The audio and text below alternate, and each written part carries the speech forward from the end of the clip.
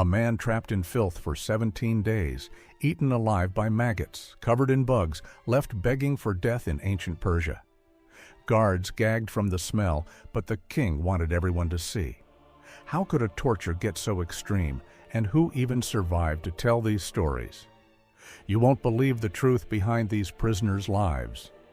Let's start with number 10. Balthazar Gerard was skinned alive and his flesh peeled off.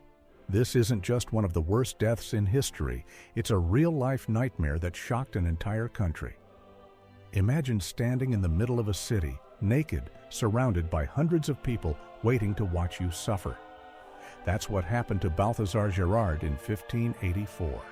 He killed William the Silent, the leader of Dutch independence, and the Dutch made sure no one ever forgot what came next. They didn't just want him dead, they wanted everyone to feel his pain. After days of public beatings, Gerard was dragged to the city square and chained to a pole. People spit on him and threw garbage. Then the executioners came out with special knives, long, thin, perfect for slicing off skin. They started at his feet and legs, peeling strips of flesh while he was still awake. Blood gushed everywhere. Witnesses say he tried to pass out, but guards forced him awake with ice water. They cut his arms, his chest, even his face. He screamed until he couldn't scream anymore. And the torture didn't stop. They took pieces of his skin, stuck them on sticks, and marched them around town like trophies. His skin was nailed to city gates as a warning to anyone thinking about murder or rebellion. Court records say he survived for hours. Some say up to 4 hours after they started peeling his skin. Some people in the crowd cheered, but others got sick and ran away. The punishment was so extreme that even years later, Dutch parents would scare their kids by saying, "You want to end up like Gerard?" This wasn't just about one man. It was about making an example so big that nobody would ever try anything like that again. And if you think that's horrific, wait until you hear about a man who suffered for 17 days, all because of hungry insects. Number 9. Mithridates was trapped in filth and slowly eaten by maggots.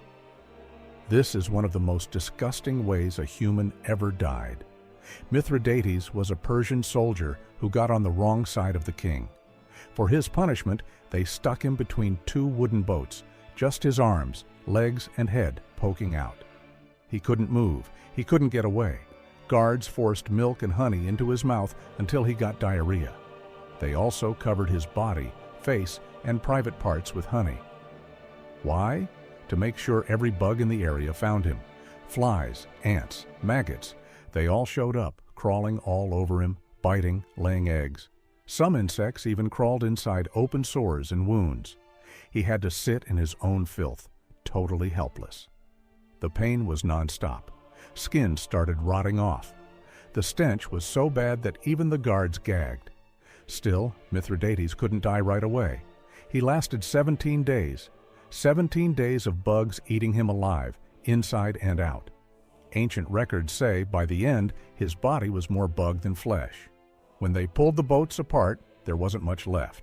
Just bones, blackened skin, and a pile of living maggots. That was the Persian king's warning to everyone. Betray me, and this could be you. The next story is about someone being cut in half, and he stays awake while it happens. This is as raw as it gets. Number 8. They sliced a man in half from groin to skull while he screamed. If you think dying fast is bad, try being cut in half while you're still awake. This torture method is simple and cruel. The victim is hung upside down by his feet, naked with his legs spread apart. The executioners take a huge saw and start cutting, right between the legs. They go slow on purpose. Because you're upside down, all the blood stays in your head, which keeps you alive longer. Some people stayed conscious for 3 or 4 minutes while the saw ripped up through their pelvis, stomach, and even up toward the chest. You can hear bones crack, organs split open, and blood splash on the ground. People in the crowd are shocked. Some can't look away, others throw up. This wasn't rare. This torture happened in places like ancient Rome, the Ottoman Empire, and even China. They used it for traitors, rebels, or just to scare people. In one case, the Roman Emperor Caligula ordered dozens of men to be sawn in half just because he was in a bad mood. Records from Persia tell of public sawings where the crowd would cheer or bet on how long the victim would stay alive. Nobody survives. Some are cut all the way up to the chest, some only to the belly. But every single one dies screaming. The next torture is about being burned alive inside a metal statue shaped like a bull. And this wasn't a one-time thing. It happened to entire families, in front of crowds. If you're enjoying this story, give us hype for this video right now. Hit that subscribe button and drop a like so this series reaches every explorer out there.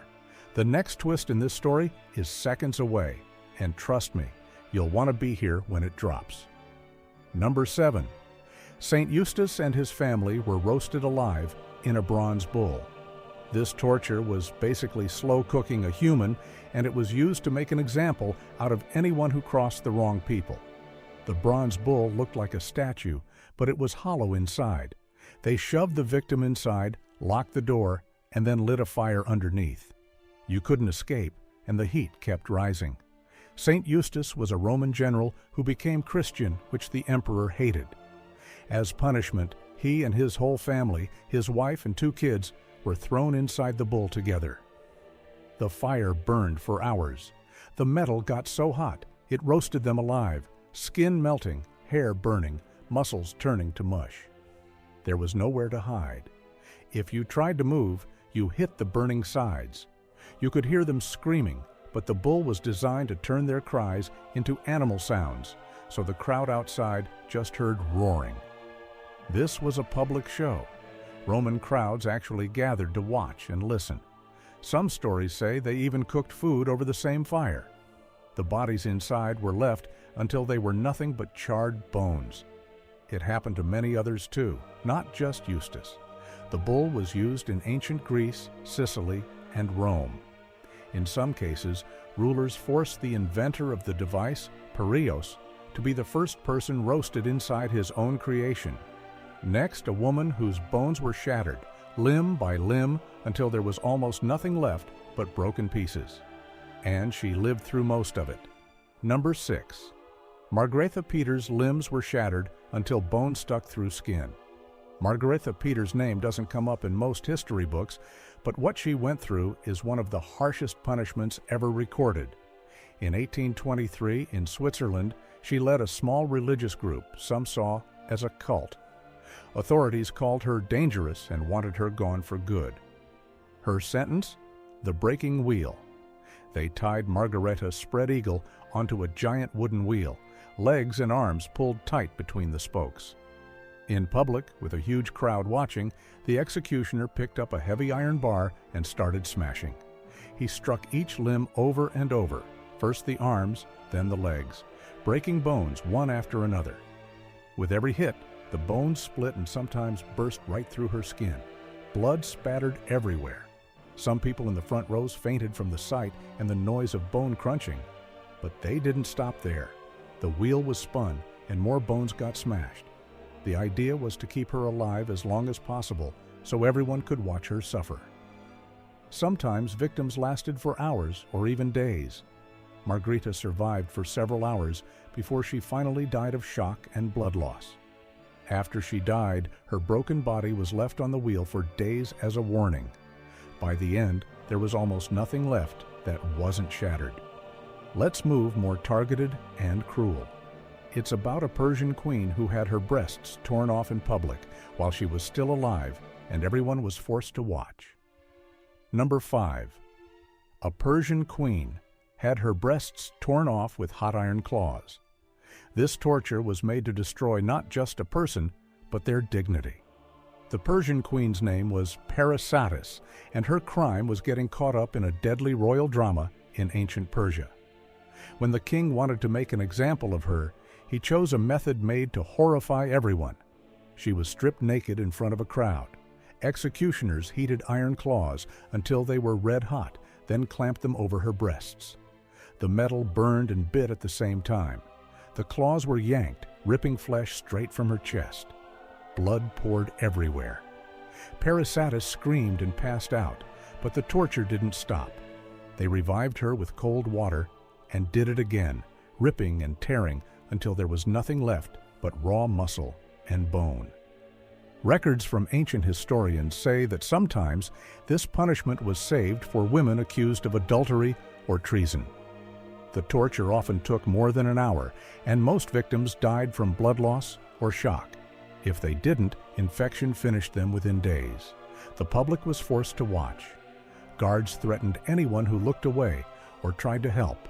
Some people in the crowd fainted, others cried, but many watched in horror because that's what the king wanted, to make sure nobody ever thought about betraying him. And the torture doesn't stop here. The next tells the story of a man whose skin was peeled off and nailed up for all to see, sending a message no one could ignore. Number 4. Pierre Bazile's skin was peeled off and nailed up for all to see. Pierre Bazile was a knight in France, and in 1199 he fired an arrow that killed King Richard the Lionheart. He probably thought he'd get a quick death for that. He was wrong. The king's men wanted revenge. They grabbed Bazile, dragged him out in front of a huge crowd, and chained him up. No mercy. The executioners started by cutting around his wrists and ankles, then slicing his skin loose from muscle, peeling it away in strips while he was alive. Blood poured out.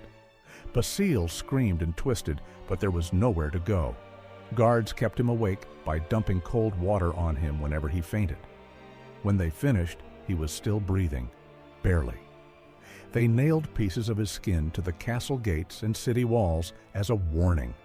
Anyone walking by saw raw, bloody strips of human flesh pinned up for days right next to his bones.